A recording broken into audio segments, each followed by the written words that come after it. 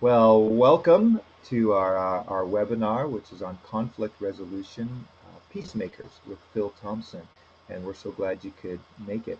Let me talk a little bit about our senior staff development framework. About a year ago, we put together a guild and we sent out a survey to all of our senior staff, and we got back some great information. And part of that information was what senior staff wanted to be trained in. And there were four basic areas that you guys wanted input, and one of those was shepherding a team. And so conflict resolution was kind of on the top of what people wanted as far as shepherding a team. And so I am so pleased to invite Phil to join us to talk about peacemakers and conflict resolution. And Phil has been on staff for 43 years. He has a master's in counseling, so he's very qualified to talk this through. And then also another thing that qualifies him is the job he does now is on the staff care team with crisis management. So he deals with this stuff all the time. And so if you have a crisis, and Phil might be one of those people that helps you navigate through it. And I have sure appreciated Phil when I spent a year with Lakehart Stent. His desk was just not too far from mine, and I'd often say hi to Phil, and I just appreciated his humility and just his care for people. You could just see that he really cared for people. And I'm so grateful he's here. I'm so grateful he serves crew with us. And so I'm going to turn it over to you, Phil, and you can talk a little bit more about yourself and take it away. I really appreciate this opportunity because this is something that I think we all deal with, and like this first slide says, where two or three come together in Jesus' name, there will eventually be conflict. And anybody that has grown up in a family has dealt with that as well. Anybody that's been on a crew team has dealt with that as well. And so this is something that we've all experienced, and it's real close to my heart for us to live in peace and to spread peace wherever we go. Like Stacy said, I've been on staff for quite a few years. We've been in several ministries. I was originally on Athletes in Action staff and was one of the first AI field staff guys, and I was at UCLA when John Wooden was the basketball coach there. Then we went with the team that was opening the ministry in the Soviet Union at the time. It was in the late 70s, and my wife Kathy and I and our new little first son joined that team and we moved to New York City and began to work with Russian immigrants in the city. And I also traveled to the Soviet Union and worked with pastors and college students there as well. When we came back, we left that team and opened the campus ministry in Colorado Springs at Colorado College, and had a great time with folks there. And in 2001, we moved down here to Lakehart to work in the National Campus Office. And I've wandered through different roles, and about 6 years ago, we solidified a crisis management part of the picture, and I've been a part of that since then. And so my role now is crisis management. And I have a lot of experience because we ended up having 5 kids in the process, and our last one is now a senior in college. So we classify ourselves as almost empty nesters because of that. So, but again, getting back to this whole idea of conflict, most of us in the U.S. have experienced the idea of some kind of teaching on conflict management, but as believers, I think we're called more to conflict resolution and not just managing it. And it's a very important part of the picture. And yes, we're going to experience it. And so, trying to get the PowerPoint to work here.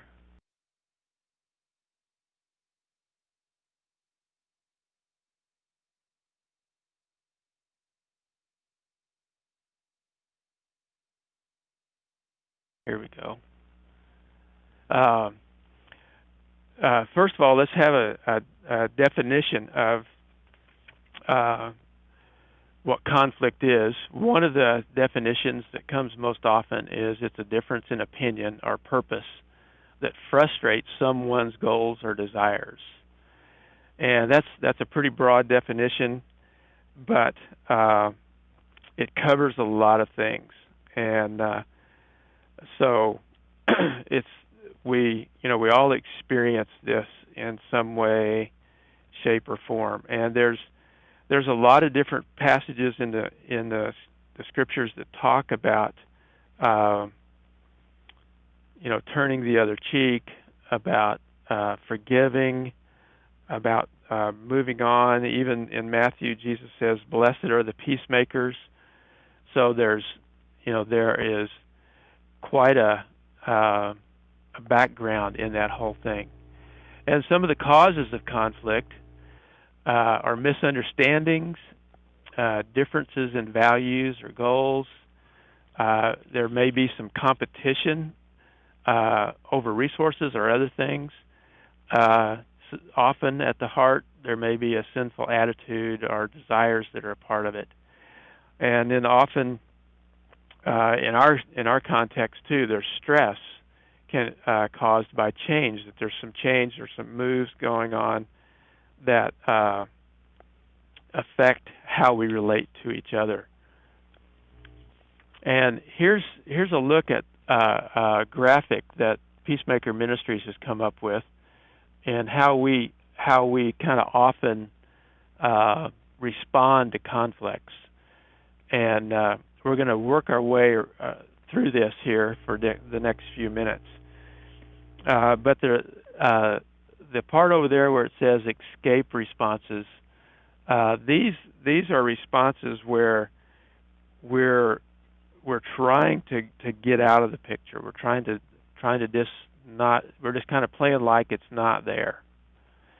And then over on the other side is kind of the opposite response, where we just see that there's an attack response. There's breaking any sort of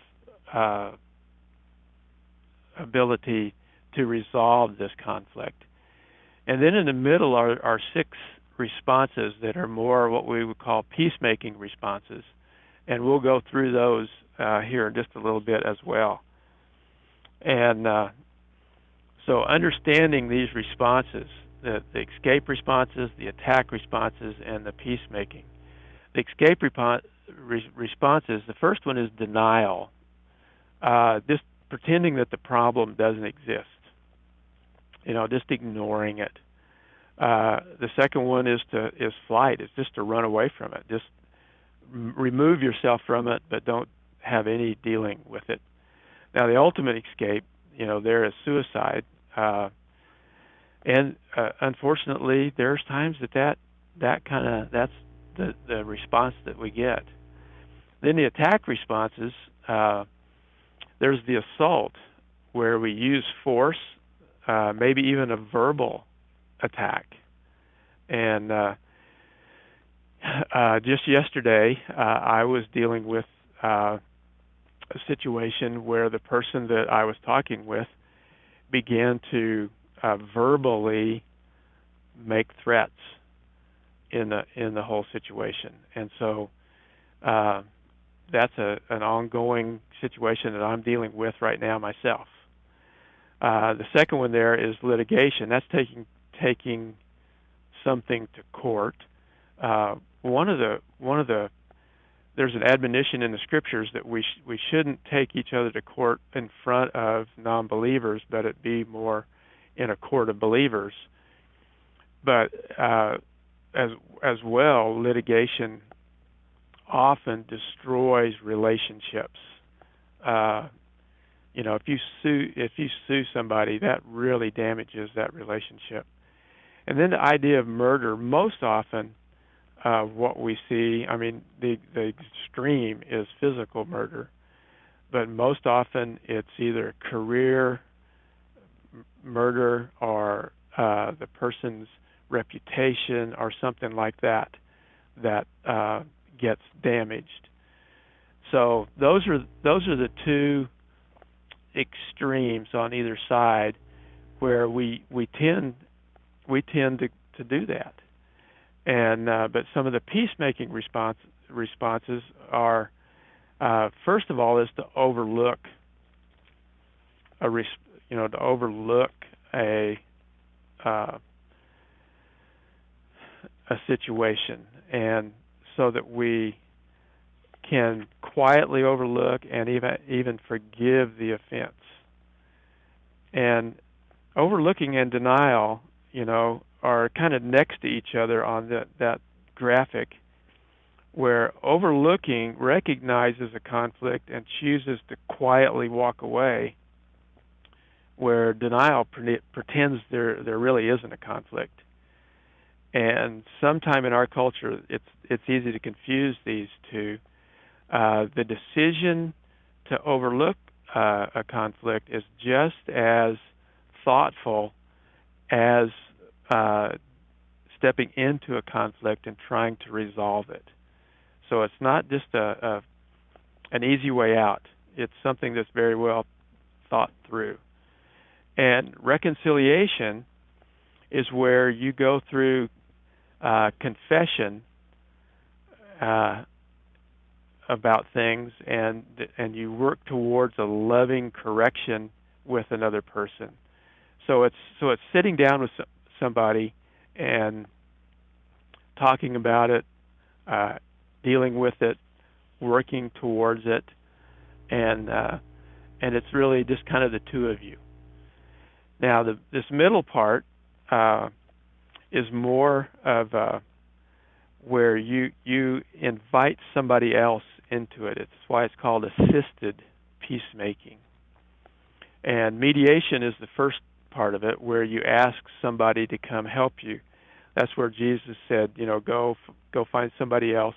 When it doesn't work, go find somebody else to come and sit in the situation with you. Not necessarily to be on your side, but to be a third party observing what's going on and giving input about how things are working. And now if that doesn't work, this whole idea of arbitration, where you appoint someone to listen what's going on, and then to make a decision that you agree, both parties agree that you will abide by that person's decision, or those people's decision if it's more than one person. Then if things still don't get resolved and there's still not a resolution, it may need to be some accountability brought into the picture, where the team or ministry leaders intervene in some way, shape, or form. And in the church, that's what we talk about in the churches as well. So what we want to do is we want to respond to conflicts in a biblical manner. And we want to begin to look at some of the ways the biblical pattern works. Here are 4 things that are kind of the core as we explain the biblical pattern for resolving conflict. The first one is to glorify God. Second is to get the log out of your own eye. The third is to gently restore. And then the fourth one is to go and be reconciled. And we're going to kind of work through these 4 things as we head off here now into this. The first G is to glorify God. That we really want to imitate His grace toward us as we deal with a conflict. And the process and the results, we really want to bring honor to His name and glorify Him in the whole thing. And we want to obey His commands through the process. And in the end, whatever the result, we want to trust God in the whole thing. And like 1 Corinthians 10:31, a lot of us are familiar with that, where it says we're to do all to the glory of God. So all of the process, all of the interaction. We want it to be a glory to God and not to any of us as individuals. And peacemaking is really not optional. Uh, Peace with God and with others and self is something that needs to happen. Peacemaking is crucial to our testimony. When we, like Jesus said, that when you love one another, you demonstrate that to the rest of the world that you belong to Jesus. And if there's a schism in the picture, that damages us in being able to represent Jesus in a good way. And sometimes, like it says here, it's hard work to keep the peace. And these two passages in Matthew, one of them we're real familiar with, that that in Matthew 5 about when you're taking your offering to the temple, and you remember that your brother has something against you, it's your responsibility to go and get it settled. The other one is when your brother has done something against you, you're still responsible to go start the process of getting it taken care of.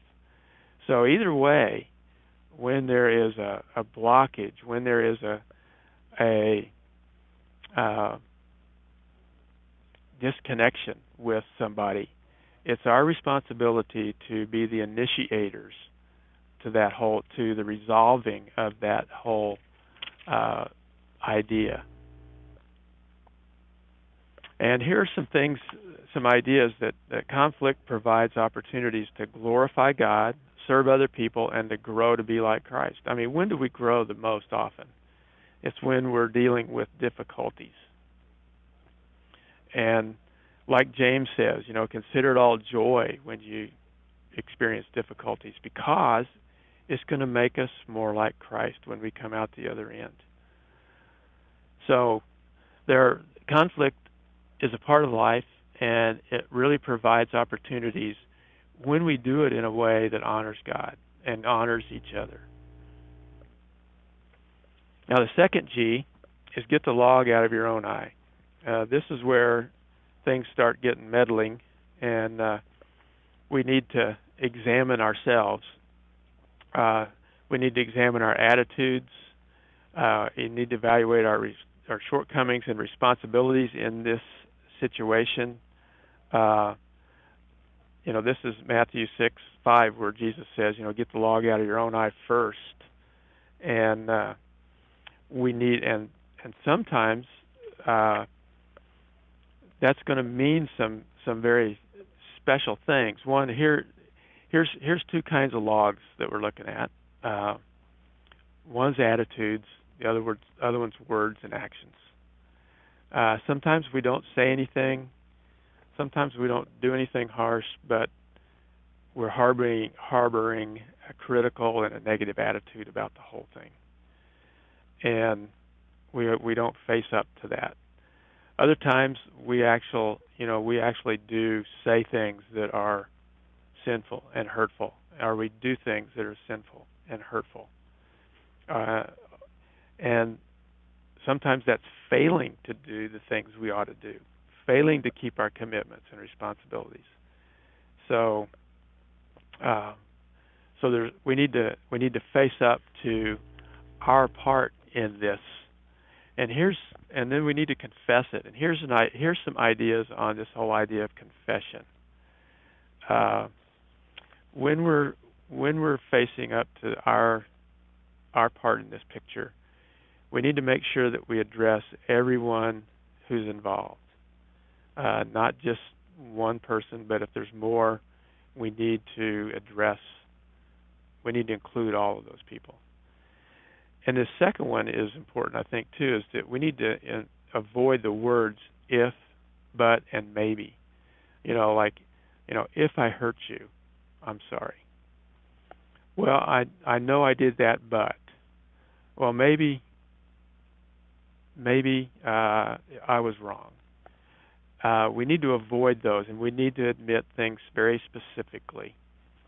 What it is that we did or didn't do, said or didn't say. And then we need to acknowledge the hurt. We need to acknowledge that we understand how much it harmed the other person, how much it affected the other person. And then we need to be willing to accept whatever consequences are there. There may be consequences when we confess, and we need to be willing to accept those things. Then we need to be willing, and we need to communicate that we're willing to alter our behavior, and we need to say that we need to alter it in this way. And so again, we demonstrate that we understand what it was that we did that was hurtful, and we're willing and desirous of changing what that is. And then we need to actually ask forgiveness. And you do that by saying, will you forgive me? And then it's out of your hands. The person has the choice to either say I forgive you and or not. So you need to maybe allow time for that to happen, because some people may not be ready to forgive right at that time and need some time to process it.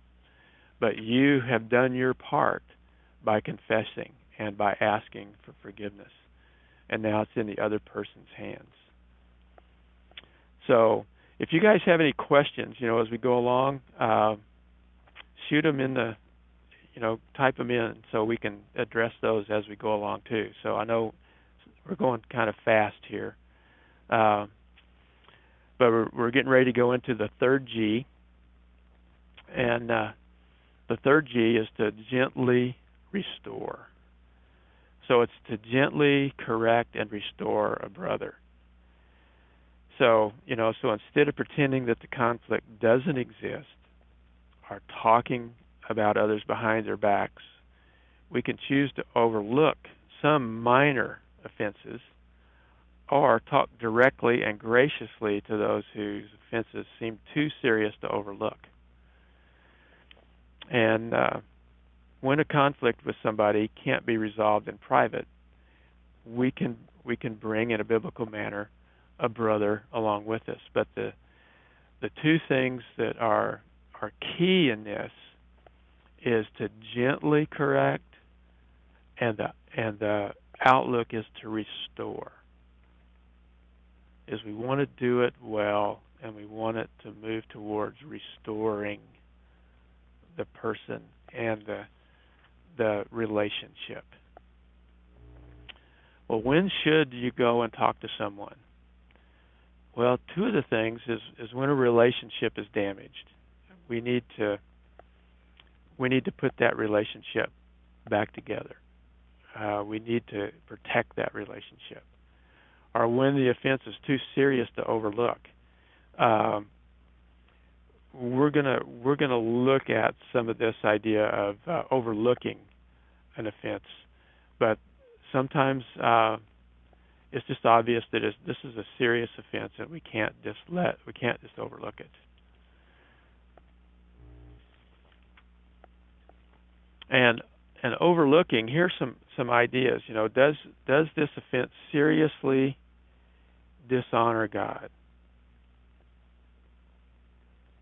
Is it an offense that really sends the wrong message, sends an idea that of what God is like that's broken, that's wrong? Anything like that would need to be cannot be overlooked. And then does the offense permanently damage a relationship? If it does, that's dishonoring to God. That's what much of the admonitions from the scriptures talk about is relationships. When those are broken, we need to heal them. And have we seriously hurt or offended other people? if somebody is seriously hurt or offended, we need to deal with it. And does the offense seriously hurt the offender? Does it put that person who has done the offending, in a bad situation, in a hurtful situation, in a compromising situation?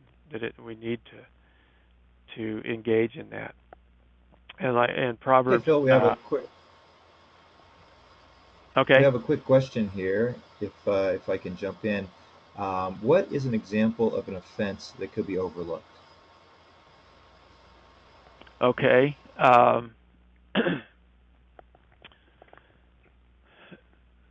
Say somebody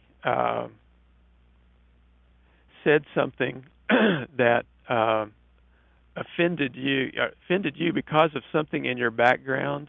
They didn't say it maliciously. They didn't say it to hurt you or to hurt somebody else. But when they said it, it was hurtful to you. But it was obvious that there was no offense intended. There was no hurt intended in the picture, and so I think in our culture today, often when something like that happens, we are too quick to then call people onto the floor about it. And like Proverbs 19:11 says, that it's a glory to a person to overlook a transgression. And we have to judge in some ways. Was this transgression a purposeful thing? Was it an intended thing to hurt somebody or to hurt you? It may be that it is offensive enough to a number of people that you might need to go and just address this. When I don't know if you understand this, but when you said that, this is what it communicated to me and maybe other people. And that's a simple example, but the idea that that in Proverbs where it says it's actually a glory to overlook a transgression, that means that's a possibility. We don't have to make a big deal out of it all the time. So this is an option that I don't hear too many people talking about, and I appreciate Peacemakers for including this in the picture, because I think it's an important part of the picture. But one of the next steps in this,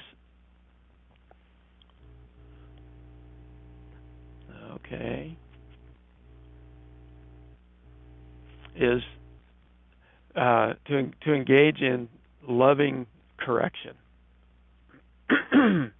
And sometimes you're helping somebody solve a problem. You're helping somebody lift a burden.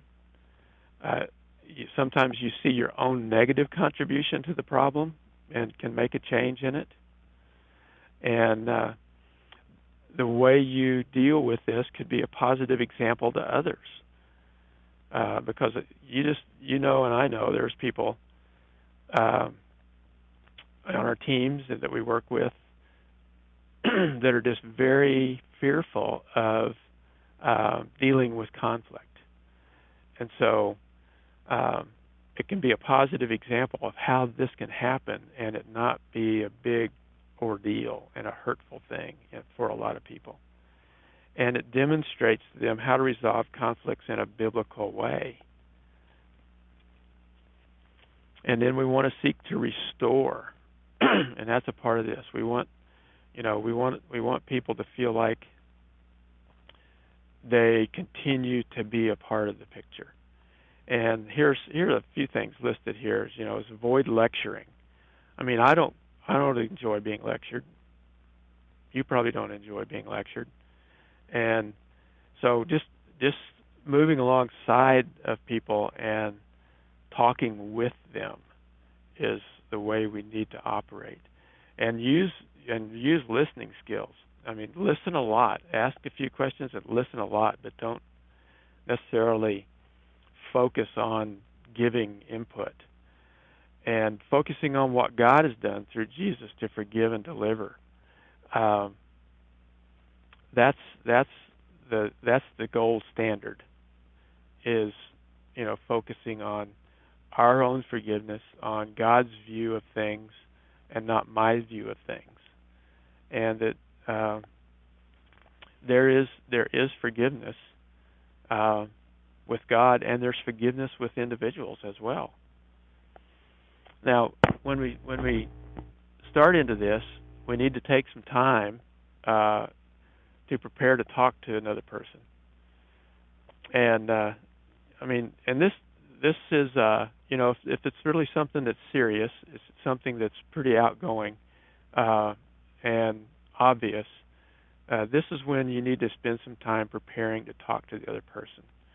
Obviously, pray for humility and wisdom. Think through some of your words. How are you going to explain this? How are you going to paint? What kind of picture are you going to paint with the words that you choose? And then anticipate what some of the likely reactions might be. If you know the person well, you may know how they might react to some of these things, and you need to plan for appropriate responses to those reactions.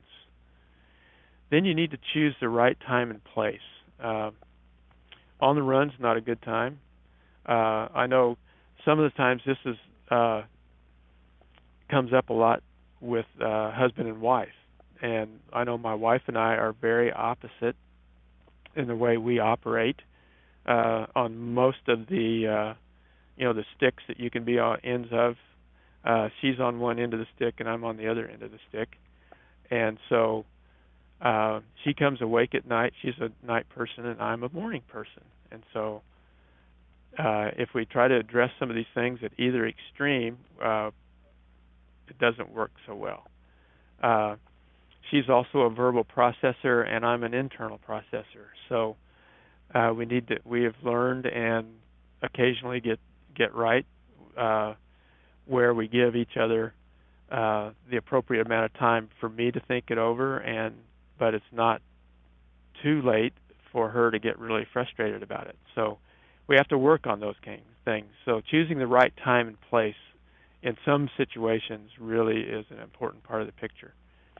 And then assume the best about the other person. Don't go into it thinking you know everything about what's going on, but that you listen carefully and you try to find out, what this person's perspective is. You may learn things. You probably will learn things you didn't hear about from wherever you got your information the first time. So listen and ask questions that can help you fill out what the whole picture is. And then when you speak, really speak to try to build other people up and not criticize, not try to put them in their place, but to really speak to build other people up, and ask for feedback from the other person. How are they feeling? How are they feeling about this? What is being communicated? Are they hearing what really is your heart about the situation? And then recognize your limits. We can't change people. God's the one that changes people, and we aren't doing this in order to make everybody conform to some standard or our standard. And so we just want to honor God by trying to help build up these people to maybe bring some light into some parts of their life where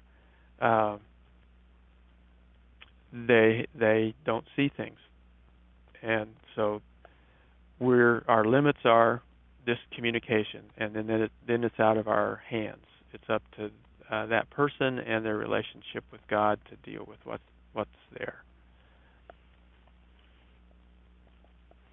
Now the fourth G is to go and be reconciled, and you want to replace hostility and separation with peace and reconciliation.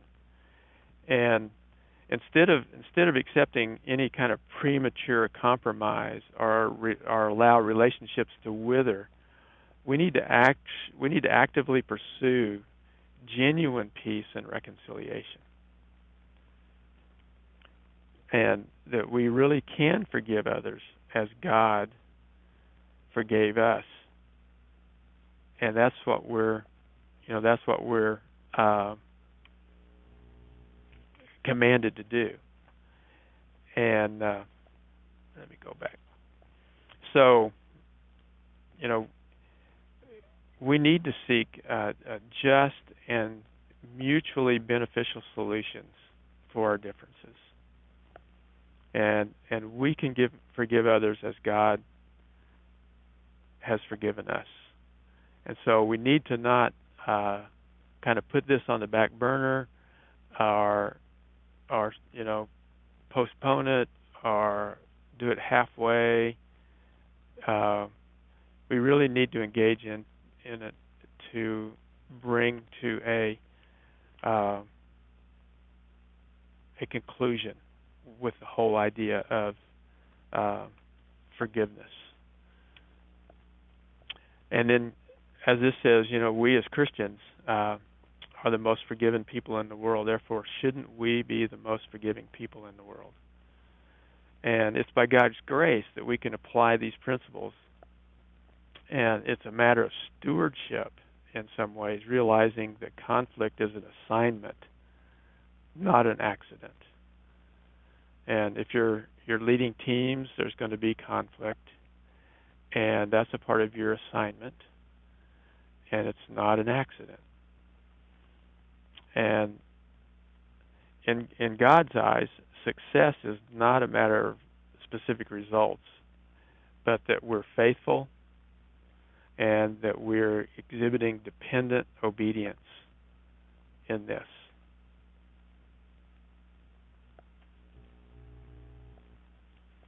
And Jesus, Paul says, forgive as God forgave you.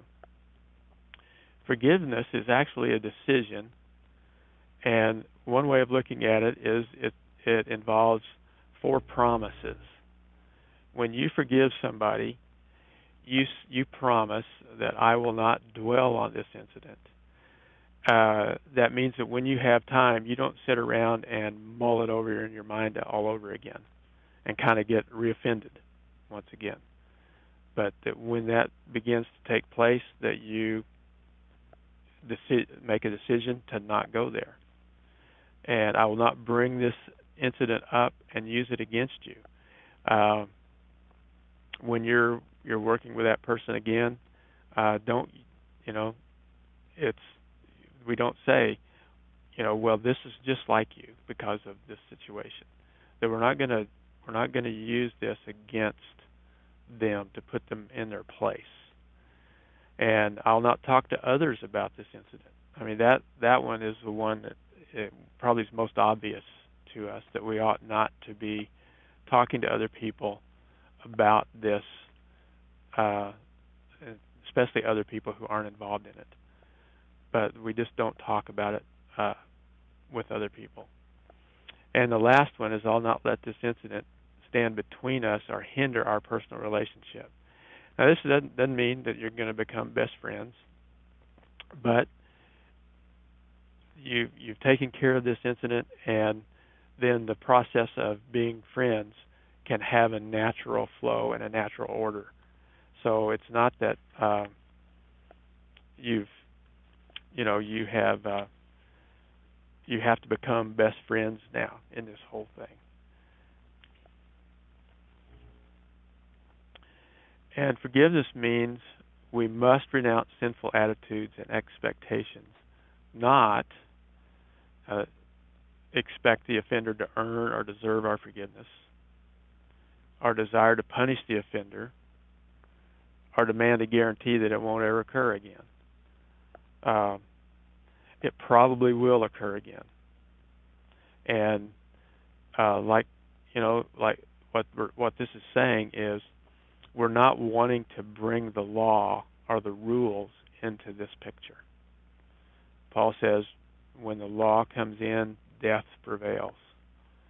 And when we're dealing with a person and dealing with a relationship where forgiveness has to happen,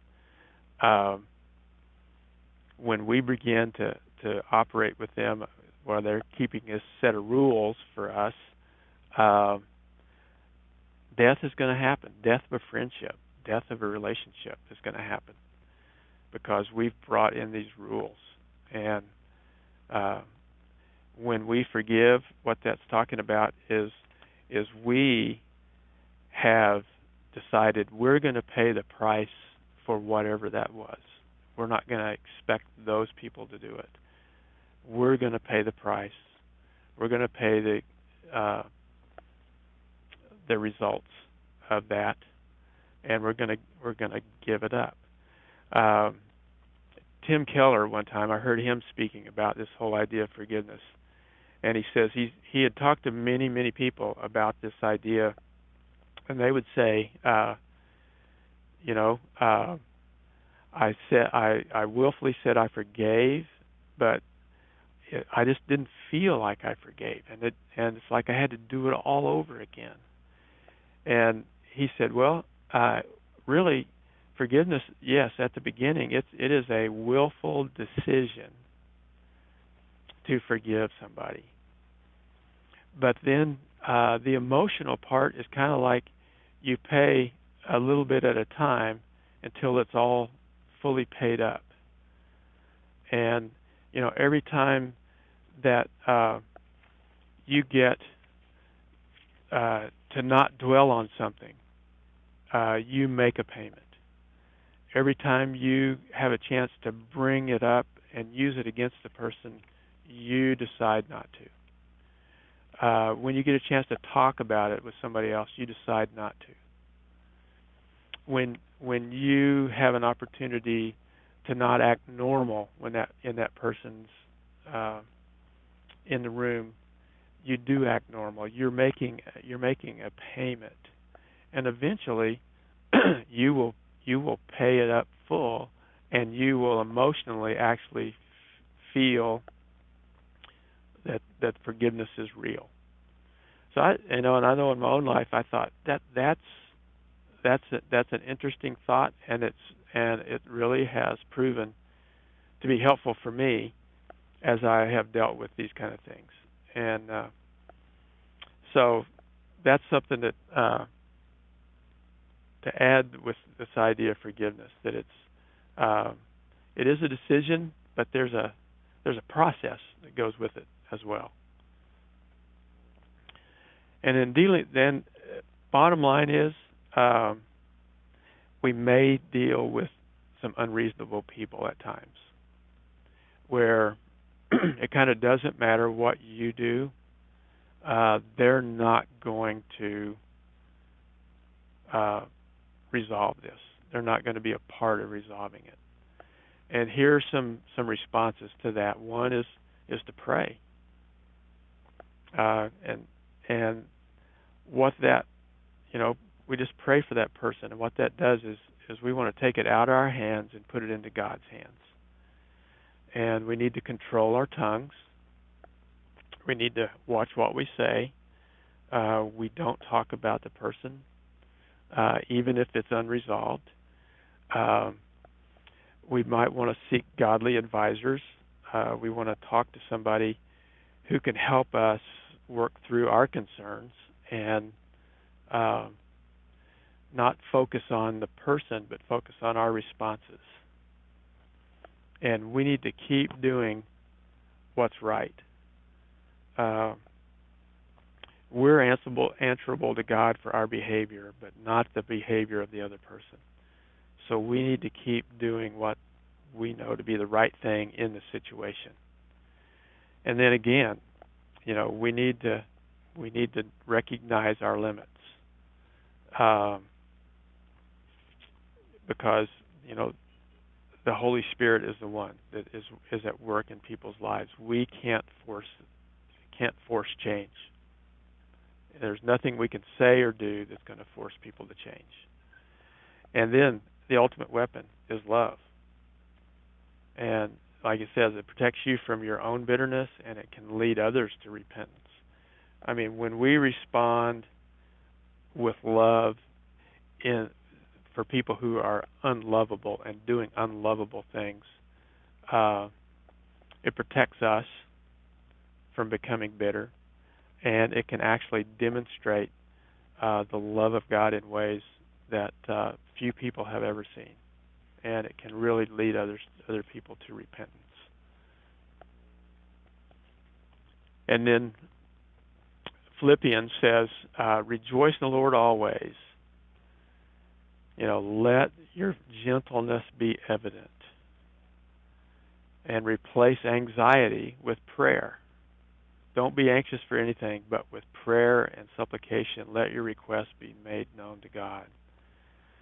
See things and try to see things as they really are. Often, we define those opposed to us largely in terms of their negative qualities, and we need to start thinking about what are some of the strengths as well as weaknesses in others that help us approach and will help us approach them in a much more balanced manner. And so, as we engage with people, uh, Paul says this are some of the dynamics that we ought to bring with us. And then, lastly, blessed are the peacemakers, for they shall be called the sons of God. I want to be called the son of God, and it's not because I think I'm any better than anybody else, but I want to. I think what Jesus is talking about here is that when we're a peacemaker, we exhibit the very nature of God. That He sent Jesus to die in our place as a peacemaker, to take away the things that separate us from God, and that's what we want to do. We want to minimize and bring peace to people who are sitting on the opposite side of the table, trying to hurt each other. Then we will mirror what God has done in Jesus. So I appreciate the chance to talk to you guys. And are there any questions or thoughts that some of this has sparked with you? Thanks so much, Phil. I sure appreciate it. And yeah, we'll take a few minutes here to see if there's anybody who has any Okay. questions. One comment was, "Not really. It was good." Hey, So thanks, good Cody. job, Phil. I appreciate that. Thanks, Cody. One comment I have is I thought it was really helpful, the idea of forgiveness, that there's a one time of your will, you kind of choose to forgive, but then you pay for it in pieces emotionally, and so that's so helpful because you do forgive somebody, but yet you don't feel like you have often, and so you have to kind of Yeah. uh, pay for it little bits at a time until you completely paid for it emotionally. That was super helpful. So thanks for that, Phil. Yeah. Thanks, Jim Keller. Tim Keller. Yeah. Well, thanks for passing it on.